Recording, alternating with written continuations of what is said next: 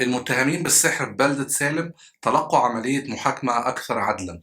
جملة مشهورة جدا لترامب قالها في خطاب بعته لرئيسة مجلس النواب نانسي بيلوسي في ديسمبر اللي فات، زائد استخدامه الكتير لجملة مطاردة الساحرات لوصف المحاولات المكثفة للإطاحة بيه. الأمر اللي خلى ناس كتير جدا من اللي مش على دراية بالتاريخ الأمريكي يرجعوا لأصل الجملة دي بغرض معرفة مين هم المتهمين بالسحر في بلدة سالم، وإيه المحاكمة اللي اتحاكموها عشان ترامب رئيس أقوى بلد في العالم يشبه محاكمته بيهم. وطبعا مش هنتعبك ونخليك تدور وتبحث بنفسك، امال احنا هنا لازمتنا ايه؟ فضيلي نفسك وتعالى عشان احكي لك اشهر واغرب محاكمه في العصر الحديث، محاكمة ساحرات بلدة سالم. بداية من سنة 1641 وأمريكا بدأت تحط قوانين للجرائم وللعقوبات، وكانت المسيحية في أمريكا لسه منتشرة ما بقالهاش كتير، فبطبيعة الحال أشد العقوبات كانت الوثنية والإلحاد والسحر، وده لأن بيكون فيهم عقد مع الشيطان. والقانون الخاص بيه كان بينص إنه لو ثبت تورط رجل أو امرأة في أعمال السحر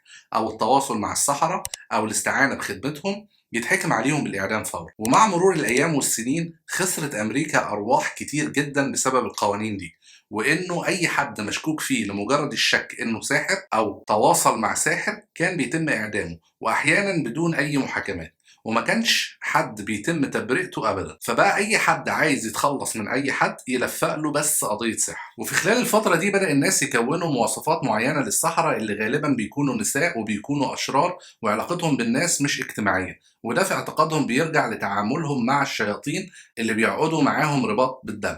طبعا لازم يكون عندك خلفيه ان المراه في الوقت ده ما كانتش ليها اي 60 لازمه، وبتعامل معامله السجاجيد في البيت، واي امراه كانت بتطلع براي مستقل ومختلف فالايادي كلها هتشاور عليها وتقول لك الساحره الشيطانيه اهي، اعدموها فورا.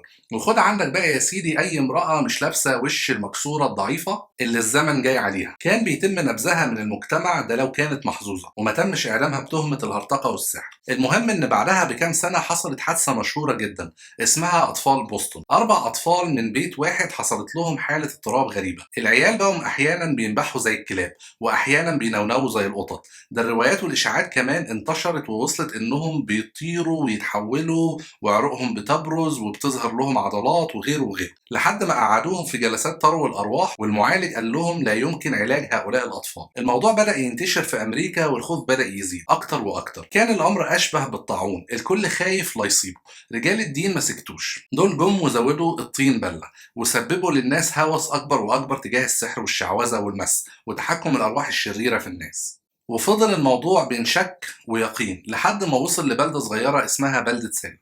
طيب ايه كانت البداية؟ بص يا سيدي، كان في خادمة اسمها تيتوبا، ودي كانت خادمة لقس اسمه صمويل بارس، وكانت بعد ما تخلص شغلها في اخر اليوم تقوم جامعة بنات البلدة وتفضل تحكي لهم قصص كتير عن السحر والساحرات. والبنات كانوا بيحبوا حكاويها ومحدش بيفوت لها ليلة، كل ليلة كان جمهورها بيزيد ويزيد.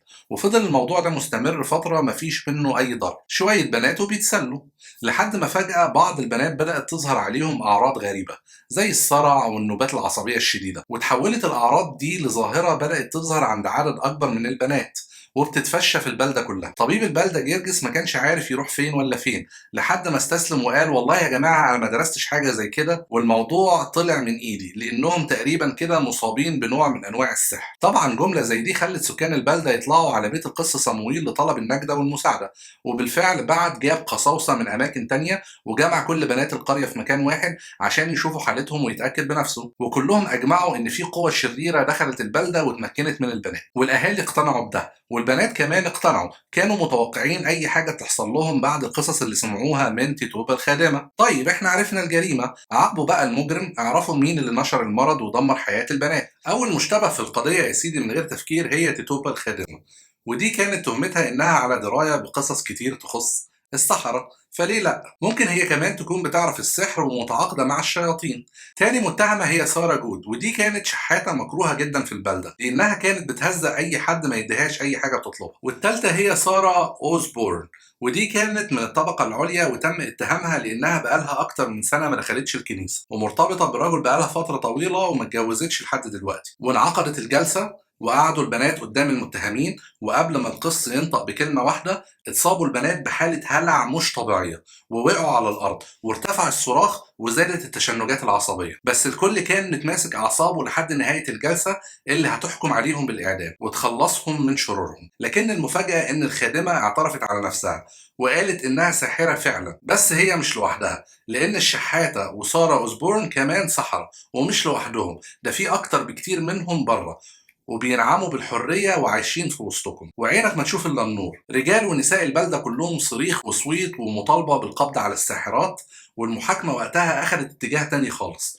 وهو القبض على أي امرأة مشكوك فيها، وبدأ اصطياد الناس في الشوارع ورميهم في السجن. طب بناء على إيه كانوا بيقبضوا عليهم؟ المحاكمات اعتمدت يا سيدي على 3 أنواع من الأدلة. 1 الاعتراف، وده كان غالبا بيحصل من شدة التعذيب. 2 الشهود، ولو حد راح قال أنا شفت فلانة بتستخدم السحر كان بيتم القبض عليها. 3 الأدلة الطائفية، يعني لو حد حلم إنه فلانة ساحرة أو هو قاعد تخيل طيف فلانة بتمارس السحر، كل اللي عليه يروح ويبلغ عنها فورا ويتقبض عليها. وفي وقت قليل جدا كانت السجون امتلأت بالنساء والأطفال، زي ما بقول لك كده قبضوا حتى على الأطفال اللي مشكوك فيهم إنهم ساحرة. فكانت البنت بتبلغ عن أمها أو أختها أو صاحبتها، وكان الرجل بيبلغ عن زوجته أو بنته أو أخته، والأم بتبلغ عن بناتها. كان الوضع فوضوي بشكل مش طبيعي، وما بقاش في مكان يكفي في السجون لأي أعداد واردة زيادة عشان يحطوا فيه الكم ده من النساء والبنات. الموضوع بدأ ينتشر ويذيع صداه خارج بلدة سالم، والقضاة كانوا محتاسين ومش عارفين يتعاملوا مع الوضع ازاي، فحبوا يقللوا العدد وكانوا بيعملوا تحقيقات مع كل واحدة. اللي بتعترف انها ساحرة فدي كانت بتعيش وتتعذب في السجون، واللي بتتمسك برأيها وانها مش ساحرة فدي كان بيتم اعدامها. وبالفعل اعدموا نساء كتير من اللي حاولوا يبعدوا التهمة عن نفسهم. المشكلة ما وقفتش لحد هنا، لان بدأت الاتهامات توصل لنساء كبار في المكانة الاجتماعية وزوجات القساوسة وزوجة الحاكم بذات نفسه. فطبعا مصيبة زي دي كان لازم الحاكم يتدخل ويدخل معاه المحكمة العليا بقضائها وحكمتهم في حل القضايا. وقد كان المحكمة أفرجت عن نساء وبنات كتير جدا، وما عادش فاضل في السجون غير حوالي 150 بس. ومحاكمة ورا محاكمة بدأوا يخفضوا من العدد ده لحد ما وصلوا ل3 نساء، وبدأوا كمان يشيلوا من عليهم التهم في كل محاكمة لحد ما أفرجوا عنه. وبعد مئات المحاكمات والجلسات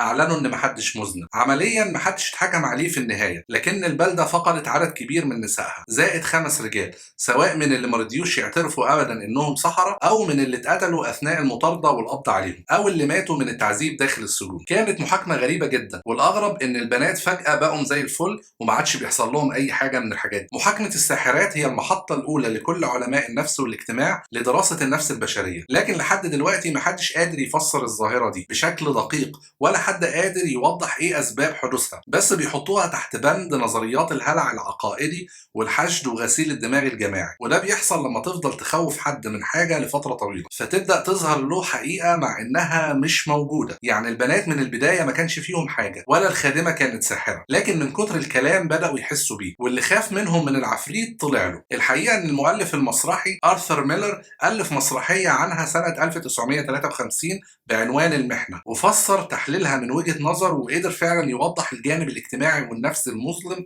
للنفس البشرية اللي بتكون أفكار وأوهام عن غيبيات ومفاهيم ثقافية ودينية مغلوطة بتتطور مع الزمن وتحول الناس لقطيع منعدم التفكير تماما ومنساق بس ورا الإشاعات والخرافة من غير أي تفكير أو تحليل لكل اللي بيحصل حواليه. فالمهم يعني إن المرة الجاية بقى لو سمعت ترامب بيستخدم مصطلح مطاردة الساحرات افتكر كل الحكاية دي وانبسط إنك عرفت الموضوع من أوله لآخره. ولو كان حد قاعد جنبك عرفه ان الجمله اللي بيتحامى فيها ترامب قصفت جبهته لما اتقال انه لازم يذاكر التاريخ اكتر من كده، وده لان المحاكمه انتهت باعدام ابرياء وضعفاء من غير ادله تدينهم. ما تنساش تقول لي رايك لو كنت قاضي وقتها كنت هتتصرف ازاي. حلقتنا خلصت لحد كده، لكن حكاوينا مكمله ما بتنتهيش. في الرعب هوايه مع عمرو سالم. ما تنساش تعمل لايك وسبسكرايب لو اول مره في القناه، والى حلقه جديده ان شاء الله.